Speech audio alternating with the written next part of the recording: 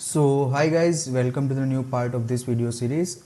Last video के अंदर हमने देखा था कि हम एक idle walk and run animation को क्लिप वाइज किस तरह से मैनेज कर सकते हैं स्क्रिप्ट के थ्रू। यानी कि हमने स्क्रिप्ट के थ्रू एक प्रॉपर्टी इंटीजर ली थी पैरामीटर वाईबोट नेम से, और उसको हमने मैनिपुलेट किया था। जीरो अगर जीरो होगा तो आइडल एनिमेशन पर रहेगा, 1 होगा तो वॉक पर जाएगा, और 2 होगा तो वो रन करेगा। इस तरह से हमने मैनिपुलेट करा था। इस वीडियो के अंदर हम देखेंगे कि हम ब्लेंड लेयर का, ब्लेंड ट्री का यूज़ कैसे कर सकते हैं। अब ब्लेंड ट्री क्या है, तो जैसा कि हमने लास्ट वीडियो में देखा था कि हम जैसे ही कैरेक्टर को प्ले करते हैं तो वो तुरंत ही स्विच हो जाता है। 1 सेकेंड, हम प्ले करके ही देख लेते हैं। तो आप देख सकते हो कि यहाँ पर हम स्टैंडर्ड पे हमारी वाईबोट की वैल्यू 0 है। अब जैसे ही हम इसको 1 करेंगे तो वो तुरंत ही एनिमेशन वॉक करने लगेगा। ओके, और जैसे हम शिफ्ट को होल्ड करेंगे ऐसे ही तो वो तुरंत रन करने लगेगा, और जैसे शिफ्ट हटाएंगे ऐसे वो वॉक करेगा, और जैसे हम वॉक को हटाएंगे ऐसे वो स्टॉप हो जाएगा। तो आप देख सकते हो कि वो पर्टिकुलरली बस एक कंडीशन में, जैसे कि 0 से 1, 1 से 2, इस तरह से वो तुरंत ही स्विच हो रहा है। अगर मैं दोनों शिफ्ट और W दोनों को एक साथ में छोड़ दूंगा तो कुछ ऐसा दिखेगा। तो ये थोड़ा रियलिस्टिक नहीं लग रहा। मतलब में हम चाहते हैं कि प्लेयर की स्पीड धीमे धीमे बढ़े, अगर वो वॉक भी कर रहा है तो धीमे धीमे वॉक तक जाए, अगर हम रन कर रहे हैं तो वॉक से रन तक भी उसका जो स्मूथ ट्रांजिशन है वो ट्रांजिशन स्पीड में भी हो, मूवमेंट में भी हो, और एनिमेशन में भी हो। तो हम यही 3 क्लिक का इस्तेमाल करके वो ट्रांजिशन वाली जो चीज़ है उसको यूज़ करना हो तब हमें ब्लेंड ट्री का यूज़ करना पड़ेगा। तो आइए हम देखते हैं। हम एक काम करते हैं कि इसी सीन को डुप्लीकेट करेंगे और हमारे लिए एक नया सीन बना लेंगे, Ctrl+D, और इसको नाम देंगे ब्लेंड एनिमेशन। ठीक है, हम एक फोल्डर ही बना देते ताकि ब्लेंड एनिमेशन की चीज़ें हम वहीं पर रखें, ब्लेंड। ठीक है, और मैं इस सीन को इसके अंदर डाल देता हूँ। चलो, तो हमारे पास पुराना वाला ही सीन है। तो हम पहले कुछ चीज़ें निकाल देते। एक तो हमें ये कंट्रोलर निकाल देना है क्योंकि हम नई स्क्रिप्ट बनाएंगे, और एनिमेटर में जाके हम उसका जो पुराना वाला कंट्रोलर है उसको हटा देंगे। ठीक है, तो अब हमारे पास, अब हम क्या करेंगे, एक नया कंट्रोलर, एनिमेटर कंट्रोलर बनाएंगे। तो यहीं पर हम बना लेते हैं, राइट क्लिक करके create new animation, animator controller, और हम यहाँ पे नाम देंगे ब्लेंड कंट्रोलर। ठीक है, और हमारे एनिमेटर के अंदर कैरेक्टर के ब्लेंड कंट्रोलर को हम असाइन कर देते हैं। सिंपल। तो यहाँ पर आप देख सकते हो कि हमारे पास एक ब्लैंक है।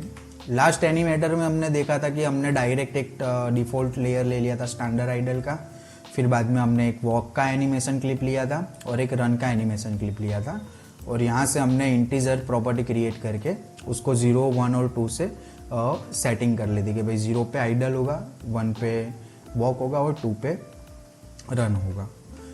अब हम यहाँ पर क्या करना है, यहाँ पर हम राइट क्लिक करेंगे। आप देख सकते हो क्रिएट स्टेट है, और यहाँ पर हमें जाकर दिख रहा है एक फ्रॉम न्यू ब्लेंड ट्री। तो हम यहाँ पर एक न्यू ब्लेंड ट्री को क्रिएट करेंगे। तो आप देखोगे यहाँ पे पैरामीटर में ऑटोमेटिक एक वैल्यू सेट हो गई है। अब ये जो पैरामीटर में वैल्यू ऐड हुई है वो होती है फ्लोट वैल्यू। ठीक है, तो हम पहले तो इसको नाम दे देते प्लेयर स्पीड। ठीक है, ये हमारी प्लेयर की स्पीड के साथ में इसको हम मैनिपुलेट करेंगे, यानी हमारी जो भी एक्चुअल प्लेयर की स्पीड होगी वही हम एनिमेशन में भी ये वाले पैरामीटर को असाइन कर देंगे ताकि हमें मिस कन्फ्यूजन ना हो। अब यहाँ पे हमारे पास ब्लेंड ट्री का एक, जैसे एंटर होगा ऐसे ब्लेंड ट्री में वो एंटर हो जाएगा। अब ब्लेंड ट्री को हम डबल क्लिक करेंगे तो हमें कुछ ऐसा दिखेगा, और यहाँ पर ब्लेंड ट्री हमें एक स्लाइडर बार के साथ दिख रहा है। तो जैसे हम ब्लेंड ट्री को इस बॉक्स को सिलेक्ट करेंगे, इंस्पेक्टर के अंदर हमें प्लेयर के पैरामीटर, हमने जो भी एक पैरामीटर हमने क्रिएट किया है वो प्लेयर का पैरामीटर हमें दिख रहा है। ठीक है, वो ब्लेंड ट्री का पैरामीटर दिख रहा है हमें। अगर हम मैन्युअली भी कोई फ्लोट को सिलेक्ट करेंगे, जैसे कि मेरा मान लो कि कुछ भी नाम दे दिया, चलो कि जैसे डेमो के लिए हमने एक फ्लोट क्रिएट कर लिया, तो यहाँ पर आप देखोगे कि यहाँ पे हमें उस हर एक पैरामीटर की वैल्यू हमें मिल रही है। कि जैसे मैं कोई बुल वैल्यू ले लेता हूँ कि भाई एक्टिव, तो हमें यहाँ पर बुल वैल्यू नहीं मिल रही है। क्यों? क्योंकि ये जो प्लेयर का पैरामीटर है वो फ्लोट वैल्यू को डिनोट होता है। तो यहाँ पे मैं जब कोई भी फ्लोट प्रॉपर्टी को क्रिएट करूँगा तो वो यहाँ पर हमें शो करेगा, ठीक है। तो पैरामीटर सिर्फ फ्लोट प्रॉपर्टी को ही शो करेगा। तो हम ये बाकी सारी को रिमूव कर देते हैं, हमें वो सब का अभी कुछ काम नहीं है। अभी प्लेयर स्पीड अभी जो बाय डिफ़ॉल्ट प्रॉपर्टी है हम उसको यूज़ करेंगे।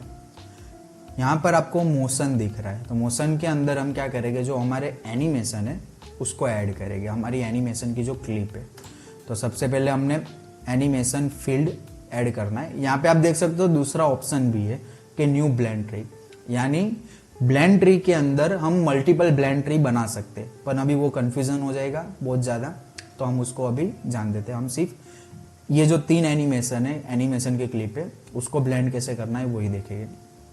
ऐड मोशन क्लिप पे हमने ऐड किया, और सबसे पहले तो हमारा एनिमेशन कौन सा होता है, स्टैंडर्ड आइडल, यानी कि जब भी प्लेयर स्टार्ट होती है गेम तब वो खड़ा है, बराबर। तो हमने उसके लिए एनिमेशन लिया है स्टैंडर्ड आइडल, ठीक है। और दूसरा जो एनिमेशन है हम ऐड करेंगे, दूसरा एनिमेशन हम लेते हैं उसका नाम वॉक, ठीक है। तो अब आप यहाँ पे प्रीव्यू में देख सकते हो, ठीक है। हम यहाँ पे प्रीव्यू थोड़ा सा बड़ा कर देते ताकि आप देख सको। तो पहले क्या होता था कि हम या तो आइडल में या तो वॉक में है, ठीक है। तो ये हमारा आइडल एनिमेशन है, चलो समझ गए। अब मैं प्लेयर की स्पीड को जैसे जैसे बढ़ाऊंगा ऐसे ऐसे वो वॉक की ओर बढ़ेगा, ठीक है। आप देख सकते हो कि अभी वो स्लो वॉक कर रहा है। जैसे जैसे मैं इधर से प्लेयर की स्पीड की ओर बढ़ूंगा, अब ये उसकी पूरी मैक्सिमम वॉक स्पीड का जो एग्जैक्ट एनिमेशन है वो, तो उसने क्या किया, आइडल एनिमेशन से वॉक एनिमेशन को ब्लेंड कर दिया, ठीक है। तो अब मैं जैसे ही प्लेयर स्टार्ट हो रहा है, तो पहले क्या होता था, डायरेक्ट स्टार्ट हो जाता था, डायरेक्ट 0 या डायरेक्ट स्टार्ट, डायरेक्ट 0 या डायरेक्ट स्टार्ट, ऐसा होता था। अब क्या होगा, स्मूथली अगर हम चाहे तो हम उसको इंक्रीज कर सकते हैं, ठीक है। हालांकि आइडल से वॉक के बीच में इतना जरूरी नहीं होता, बट वॉक से रन के बीच में ज़्यादा जरूरी होता है। तो हम पहले तो देख लेते हैं कि 0 से हम इसको 1 पे ले जा रहे हैं, ठीक है। अब हमें एक और एनिमेशन चाहिए, कि ऐसा नहीं है कि सिर्फ वॉक कर रहे हैं, हमें रन भी एनिमेशन करना है। तो पहले इसको प्रीव्यू को पॉज करते, मोशन में वापस से एक और क्लिप ऐड करेंगे और उसके अंदर हम डाल देंगे रन, ठीक है। तो हमारे पास 3 प्रॉपर्टी आ गई, ठीक है। अभी बाय डिफॉल्ट ये 0 से 1 के बीच में सारी प्रॉपर्टी को सेट कर देगा। जैसे कि अभी 0 है, बाय डिफॉल्ट जो थ्रेशोल्ड है वो 0 है। फिर बाद में सेंटर वाले को यानी कि वॉक को 0.5 दे दिया और रन को 1 दे दिया, यानी 0 से 0.5 का जो थ्रेशोल्ड है वहाँ से वो आइडल से वॉक तक जाएगा। यानी कि अगर 0.5 प्रॉपर्टी आएगी तो वो वॉक कर रहा होगा, और 0.5 से 1 तक के बीच में जो थ्रेशोल्ड है वो थ्रेशोल्ड पे अगर कोई वैल्यू है तो वो वॉक से रन के बीच की वैल्यू होगी। तो आइए इसको चेक ही कर लेते हैं। प्रीव्यू में ही अभी हम चेक कर रहे हैं। अभी 0 पर है मतलब आइडल, फिर बाद में वॉक करना शुरू करा, 0.5 तक में वॉक कर रहा है, ठीक है। अब 0.5 से हम आगे बढ़ाएंगे तो धीमे धीमे उसने रन करना स्टार्ट कर दिया, ठीक है। फुल कर देंगे तो ये फुल उसका एग्जैक्ट एनिमेशन है, वो उसने रन करना स्टार्ट कर दिया। अगर थोड़ा थोड़ा स्लो करे तो वो थोड़ा स्लो रन कर रहा है, और स्लो करे तो और स्लो रन कर रहा है, और स्लो करे और स्लो वॉक कर रहा है। 0.5 वॉक, 0.5 से वॉक करना उसने बंद कर दिया, मतलब 0 कर दिया यानी 0 से वॉक करना बंद कर दिया। तो आप देख सकते हो कि किस तरह से हम एनिमेशन को ब्लेंड कर पा रहे हैं। 3 अलग अलग क्लिप जिसको हम स्पीड के थ्रू मैनेज कर पा रहे हैं।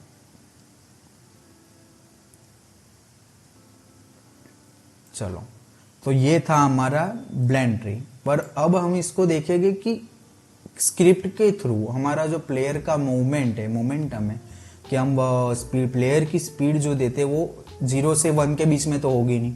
हालांकि कोई भी स्पीड देंगे हम, 1, 10 या जो भी हमारा ऑब्जेक्ट होगा उसका जो भी मास होगा उस हिसाब से हमें उसकी स्पीड भी देनी पड़ेगी। तो हम वो एनिमेशन को इसके साथ में किस तरह से स्पीड को एनिमेशन के साथ में किस तरह से मैनेज करेंगे। तो आइए उसको भी देखते हैं। पहले इसको प्रीव्यू को स्टॉप कर देते, ठीक है।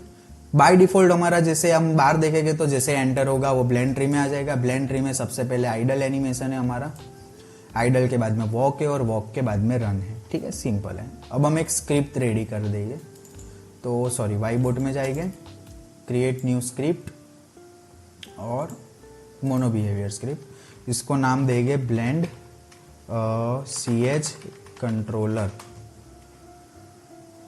ठीक है। और हम इसको कंपाइल हो जाने देते हैं, तब तक चेक कर लेते हैं कि सब सही है। हाँ सही है, सही है ना, हाँ सही है, सही है। तो ये कंपाइल हो चुका है, हम डबल क्लिक करके स्क्रिप्ट को ओपन कर लेते हैं। लास्ट वीडियो में हमने देखा था कि हमने 3 प्रॉपर्टी ली थी, प्लेयर की स्पीड, वो यानी कि normal walk speed, run speed और एनिमेटर। और यहाँ पर हम क्या करते रहे, सीधे W पे हम उसको चेंज कर देते कि भाई W अगर वॉक W प्रेस किया है तो हम उसको स्पीड करवाते, उसके अंदर कंडीशन लगाइए कि लेफ्ट शिफ्ट होल्ड करेगा तो रन करेगा, वरना वो वॉक करेगा, सिंपल। और दोनों को अलग अलग स्पीड दे दी है। इसके अंदर हम वैसा नहीं करेंगे, हम प्रॉपर प्लेयर को एक्सेलरेट करेंगे, यानी कि जैसे W होल्ड करेगा तो वो 0 से वॉक स्पीड तक एक्सेलरेट करेगा और वॉक से रन की जो मैक्सिमम वैल्यू है उधर तक भी एक्सेलरेट करेगा। तो सबसे पहले वो क्रिएट कर लेते, बाद में एनिमेशन के साथ खेलेंगे हम। तो सबसे पहले हमें क्या चाहिए, पब्लिक फ्लोट, हमें चाहिए वॉक स्पीड, फिर बाद में पब्लिक फ्लोट हमें चाहिए रन स्पीड, सिंपल। और हम चाहते हैं कि हमारी प्लेयर की जो करंट स्पीड है वो वॉक स्पीड और रन स्पीड से मैनेज हो, बराबर। तो हम पहले ले लेंगे प्राइवेट लेंगे, क्योंकि हम इसको पब्लिकली मैनिपुलेट नहीं करेंगे, हम स्क्रिप्ट में मैनिपुलेट करेंगे उसको। तो प्राइवेट फ्लोट और हम देंगे प्लेयर करंट स्पीड, बराबर। चलो अब हमें 2 फंक्शन बनाने, एक है एक्सेलरेशन और एक होगा डी एक्सेलरेशन, यानी कि एक्सेलरेट करेगा तो वापस प्रॉपर्टीज को हम छोड़ देंगे, यानी कि बटन को होल्ड करने से हटा देते, तो वो वापस डी एक्सेलरेशन भी होना चाहिए, एक डी एक्सेलरेशन, ठीक है। अब यहाँ पे हमें एक्सेलरेट किसको करना है, तो हम चाहते हैं कि ये जो प्लेयर की हमारी करंट स्पीड है उसको हमें एक्सेलरेट और डी एक्सेलरेट करना है, ठीक है। तो यहाँ पर हम ले लेंगे प्लेयर करंट स्पीड, अब प्लस इक्वल टू, यानी कि जो एक्सेलरेशन की जो मात्रा है, मतलब में 0 से लेके 1 तक अगर जाता है एक्सेलरेशन, तो वो जो बढ़ने की जो वैल्यू है कि कितनी स्पीड से बढ़ना चाहिए, कितने गैप में बढ़ना चाहिए, तो उसके लिए हम एक और प्रॉपर्टी ले लेंगे, पब्लिक फ्लोट एक्सेलरेशन और पब्लिक फ्लोट डी एक्सेलरेशन, कि भाई उसकी जो मात्रा है कितनी स्पीड में बढ़ना चाहिए और कितनी स्पीड में घटना चाहिए। उसके लिए हमने एक पब्लिक प्रॉपर्टी ले ली है। हम चाहते हैं plus equal to acceleration into time dot delta time करें, ठीक है। और डी एक्सेलरेशन में क्या करेगा, प्लेयर स्पीड को माइनस इक्वल टू करेगा, minus equal to deacceleration into time dot delta time, simple. अभी के एडिटर काफ़ी एडवांस हो चुके हैं, आप देख सकते हो कि हम खुद ब खुद उसे पता चल जा रहा है कि हम क्या लिखना चाहते हैं। तो ये हमारा एक्सेलरेशन हो गया और ये हमारा डी एक्सेलरेशन हो गया, सिंपल। अब हम एक्सेलरेशन कब करना चाहते हैं, कि जब भी हम W को प्रेस करें। तो हम सबसे पहले तो इफ इनपुट डॉट गेट की W देगा, उसको पता चल गई, इनपुट डॉट गेट की कोड डॉट W, तब हम उसको एक्सेलरेट करना चाहते हैं। तो हमें यहाँ पे चाहिए एक्सेलरेशन, ठीक। और डी एक्सेलरेशन कब करेगा, वो एल्स में करेगा, एल्स में वो डी एक्सेलरेशन करेगा कि जब W प्रेस ना करे, यानी कि एक बार उसने होल्ड करा तो वो एक्सेलरेट हुआ और जैसे उसने होल्ड हटाया तो वापस तुरंत डी एक्सेलरेट करना चालू कर दे, ठीक है। तो हम एल्स में डी एक्सेलरेशन डाल देंगे, सिंपल।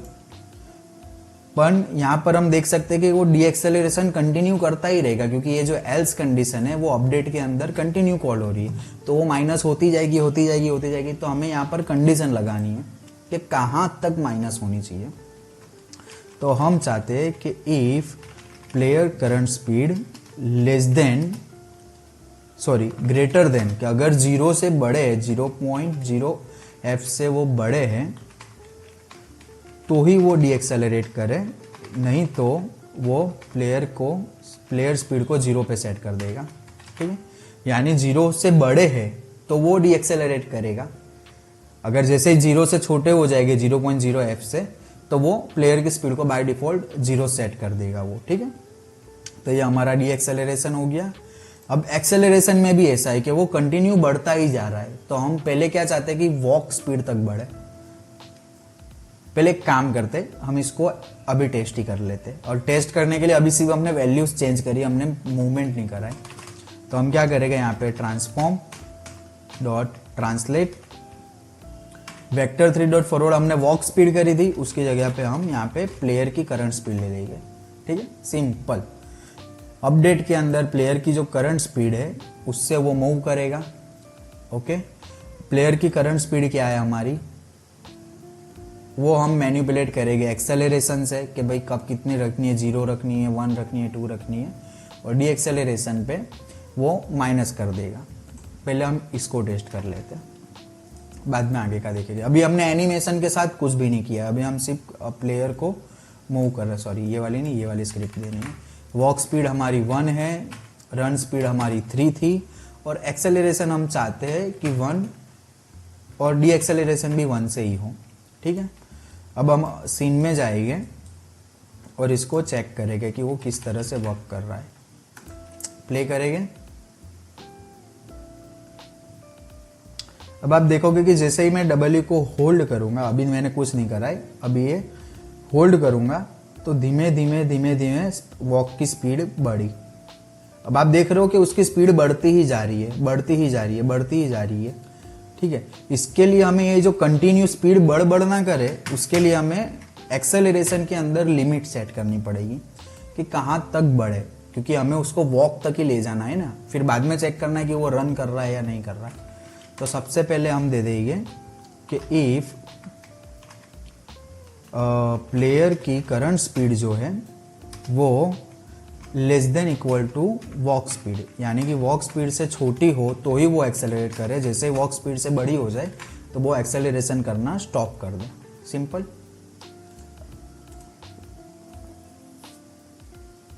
ओके, अब हम इसको प्ले करेंगे। हमारी वॉक स्पीड क्या है 1, तो वो 1 तक आएगा, फिर बाद में एक्सेलरेशन करना बंद कर देगा वो। ओके, अब हम वापस देखेंगे, ये हमारा कीबोर्ड है, जैसे ही मैं W को होल्ड करूंगा तो उसने बढ़ाना शुरू करा। अब हमारी देखो स्पीड वॉक स्पीड पे आके रुक गई, और जैसे ही हम हटाएंगे उसने धीमे धीमे एकदम स्मूथली वो हुआ है। आप देखो एकदम तुरंत नहीं रुका है, एकदम स्मूथली रुका है। जैसे कि मैं इसको वॉक स्पीड पे ले गया, वॉक स्पीड पे ले गया, और जैसे मैं छोड़ूंगा तो स्लोली ब्लेंड हुआ है, वो स्लोली रुका है, ऐसा नहीं कि तुरंत ही रुक गया। गए और छोड़ा तो स्लोली रुका। ठीक है, अब इसको एनिमेशन के साथ में कैसे ब्लेंड करेंगे, तो यहाँ पे हमने ऑलरेडी देखा हुआ है। जैसे कि हम यहाँ पे देखेंगे तो हम यहाँ पे थ्रेशोल्ड देख रहे हैं कि जो प्लेयर की जो स्पीड है वो मैच नहीं हो रही है, क्योंकि हम आइडल पे तो 0 पे है, पर वॉक है, वो वॉक की स्पीड हमारी 1 पे है, वॉक स्पीड हमारी 1 है और रनिंग स्पीड हमारी 3 है। तो हम क्या करेंगे, जो ऑटोमेट थ्रेशोल्ड है उसको हटा देंगे, और जो हमारी आइडल की और वॉक की और रन की जो स्पीड है वही स्पीड यहाँ पर दे देंगे। तो हमारी थ्रेशोल्ड 0 पर है, वॉक की स्पीड हमारी 1 है और रनिंग की स्पीड हमारी 3 है। तो उसने ऑटोमेटिकली थ्रेशोल्ड उस हिसाब से सेट कर लिया। ठीक है, अभी हमने वॉक तक का सेट किया है। तो हम सबसे पहले क्या करेंगे, स्क्रिप्ट में जाते हैं, एक एनिमेटर लेंगे, पब्लिक एनिमेटर, और एनिमेटर को यहाँ पे ऐड कर देंगे। एनिमेटर के अंदर हमारे पास ये जो हमने प्रॉपर्टी क्रिएट की है, कहाँ गई हमारी प्रॉपर्टी, ये वाले पैरामीटर को हम प्लेयर स्पीड से सेट कर देंगे सिंपली, कुछ और करना नहीं है। तो हम क्या करेंगे, यहीं पर बाहर ही दे देंगे एनिमेटर। अब वो जो प्रॉपर्टी है वो फ्लोट है, तो यहाँ पर हम करेंगे सेट फ्लोट, और जो डबल यूनिट कोमा के अंदर हम वो प्लेयर स्पीड को सेट कर देंगे प्लेयर की करंट स्पीड के साथ। सिंपल, क्योंकि जैसे ही प्लेयर की करंट स्पीड 0 से 1 पे जाएगी, ऐसे ही इसकी भी स्पीड वो 0 से 1 पे ले जाएगा। तो होगा क्या कि जो हमारा एनिमेशन जो है वो प्लेयर की स्पीड के साथ में बढ़ेगा। अब हमें और कुछ नहीं करना है, अब रनिंग का बाकी है। अब रनिंग का भी एकदम सिंपल है, वो भी देख लेते हैं। सबसे पहले स्क्रिप्ट में हम एनिमेटर को असाइन कर देते टीपोज एनिमेटर, और सिंपली हम देखेंगे कि किस तरह से वर्क कर रहा है। प्ले किया, आप एनिमेशन को यहाँ पर देख सकते हो ब्लेंड ट्री में। तो ये अभी हमारा ब्लेंड ट्री 0 पर है, बराबर। हमने वॉक करना शुरू करा तो उसने 1 पे आकर रुक गया। देखो, आप देख सकते हो कि 1 पे वो स्टैंडर्ड वॉक पे आके रुका है, बराबर। अब जैसे मैं छोड़ूंगा तो वो धीमे से स्लो होगा, जैसे मैं स्टार्ट करूंगा तो धीमे धीमे स्टार्ट होगा, जैसे मैं छोड़ूंगा तो धीमे धीमे स्लो होगा। ठीक है, अब सिर्फ हमें रन को भी ऐड कर देना है। याद रखना, हमने थ्रेशोल्ड यहाँ पर वो सेट करे जो हमारी प्लेयर की स्पीड है, यानी कि वॉक स्पीड 1 है। तो यहाँ पर हमने ब्लेंड ट्री में वॉक की स्पीड जो थ्रेशोल्ड है वो 1 पे रखा है। यहाँ पर हमारी रन की स्पीड 3 है, तो यहाँ पे थ्रेशोल्ड भी हमने 3 पे रखा है। तो वो जो उसका एनिमेशन जैसे स्पीड के साथ में मैनिपुलेट हो रहा है, स्पीड जैसे मैनिपुलेट हो रही है, वैसे ही एनिमेशन भी उसी स्पीड से मैनिपुलेट होगा, वरना वो सब मिसमैच हो जाएगा। तो इस बात का आपको ध्यान रखना है। अब हम रन को भी देख लेते हैं। अब रन कब करेगा प्लेयर, जब वो एक्सेलरेट कर रहा होगा। ठीक है, तो हम सबसे पहले एक्सेलरेशन के अंदर कंडीशन डालेंगे कि इफ इनपुट डॉट गेट की कोड, जैसा कि हमने लास्ट स्क्रिप्ट में करा था, डॉट लेफ्ट शिफ्ट। ठीक है, अगर लेफ्ट शिफ्ट को होल्ड कर रहा है तो ठीक है, वरना आप इसको यहाँ पर ले लो। सिंपल। तो अब यहाँ पर देखो, लेफ्ट शिफ्ट के अंदर अगर है, लेफ्ट शिफ्ट के अंदर होल्ड नहीं है, मतलब मैं एक्सेलरेशन कर रहा है मगर यहाँ पर वॉक कर रहा है वो। ठीक है, अब लेफ्ट शिफ्ट के अंदर हम क्या देंगे कि जैसे लेफ्ट शिफ्ट के अंदर होल्ड करेगा तो वो एक्सेलरेट करना फिर से स्टार्ट कर देगा। तो हम यहाँ पे क्या कंडीशन देंगे, if player current speed less than run speed. यहाँ पे नीचे हमने क्या दिया था, वॉक स्पीड, यहाँ पे हम दे देंगे रन स्पीड, और एक्सेलरेट करना शुरू कर देंगे। सिंपल। अब यहाँ पे क्या मिसमैच हो रहा है कि चलो भाई एक्सेलरेट तो उसने रन स्पीड पे कर दिया, पर डी एक्सेलरेट कैसे करेगा। तो यहाँ पे हमने सिर्फ एक ही कंडीशन दी है कि अगर वॉक कर रहा है तो वो वॉक स्पीड पे एक्सेलरेट करेगा। पर ऑलरेडी अगर वो वॉक स्पीड से ज़्यादा स्पीड होगी, अगर मान लो कि हमने लेफ्ट शिफ्ट को होल्ड करा, प्लेयर की स्पीड बढ़ के हो गई है 3, तो यहाँ पे वो एक्सेलरेट को तो कॉल नहीं करेगा। तो हम क्या चाहते कि वो अगर लेफ्ट शिफ्ट को होल्ड करने के बाद में जैसे हटाए तो वापस डी एक्सेलरेट हो जाए वॉक स्पीड पे। तो वॉक स्पीड पे डी एक्सेलरेट कैसे करेंगे, तो यहाँ पर हम सिर्फ एक और कंडीशन बना देंगे, एल्स इफ में नहीं डालेंगे, हम एक नई कंडीशन बना देंगे डी एक्सेलरेशन के लिए कि अगर प्लेयर करंट स्पीड बड़ी है, greater than equal to walk speed है, तो वो उसको डी एक्सेलरेट करेगा। क्या करेगा, player current speed minus equal to deaccelerate. अगर वॉक स्पीड से छोटी है तो एक्सेलरेट करेगा, वॉक स्पीड से बड़ी है तो डी एक्सेलरेट करेगा। सिंपल। यहाँ पे हमारा रन का डन हो चुका है। बाय डिफॉल्ट तो वो ऑलरेडी कर ही रहा है डी एक्सेलरेट, बराबर। ये जो डी एक्सेलरेशन है वो है रन से वॉक की तरफ आने का। चलो, अब यहाँ पर हमारा पूरा कंप्लीट हो चुका है। आई होप मैंने बहुत ज़्यादा कॉम्प्लिकेटेड नहीं कर दिया हो इसको।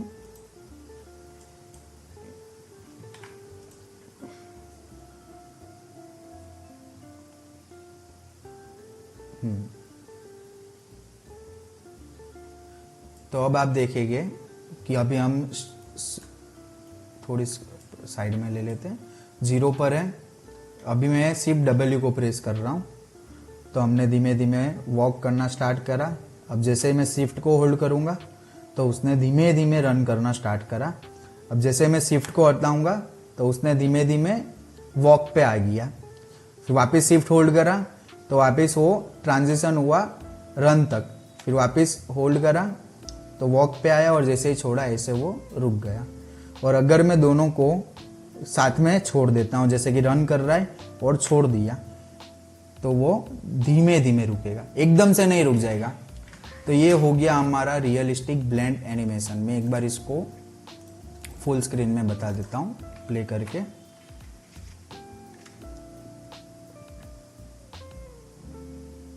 ओके, तो ये वॉक स्टार्ट करा। ओके, ये वॉक की स्पीड है। अब ये रन करना स्टार्ट करा, ये रन कर रहा है और जैसे हमने छोड़ा ऐसे उसने नॉर्मली, जैसे ये टाइम लगता है, वक्त लगता है, एकदम से कोई रुक नहीं जाता, वैसे उसने स्पीड भी कम करी और एनिमेशन भी उसने उसी हिसाब से स्लो करा। तो ये था ब्लेंड ट्री का। ब्लेंड ट्री के साथ में किस तरह से हम एनिमेशन की क्लिप्स को यूज़ कर सकते हैं और काफ़ी बेहतरीन तरीके से यूज़ कर सकते हैं। तो इस वीडियो के लिए हम इतना ही रखते हैं। आगे का जो भी है हम वो नेक्स्ट वीडियो में देखेंगे क्या कर सकते हैं। तो तब तक के लिए बाय।